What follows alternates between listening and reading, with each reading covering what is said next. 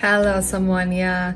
Today we are going to continue our Bible reading from Ezra chapter 4 through 6. And we learned from Ezra 1 to 3 that the exiles have come back to Jerusalem.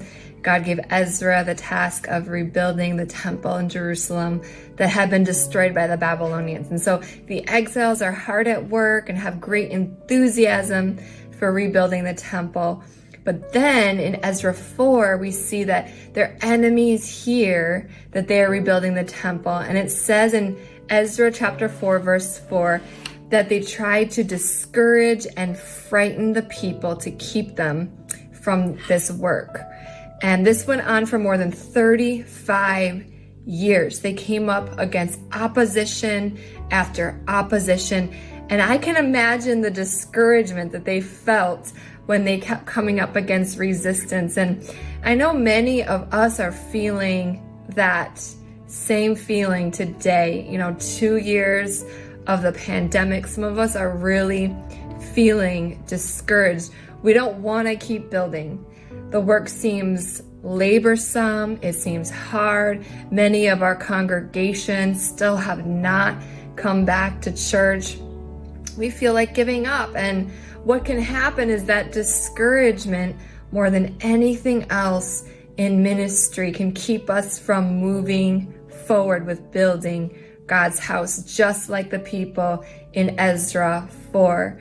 But I want to remind us today to stay encouraged. Chapter 6, verse 14, it says this: "So the Jewish elders continued their work, and they were greatly encouraged by the preaching of the prophets Haggai and Zechariah, son of Iddo." And then again in chapter 7, verse 28, "I felt encouraged because the gracious hand of the Lord my God was on me." Just two observations really quick from these two verses as we continue to minister and build God's church.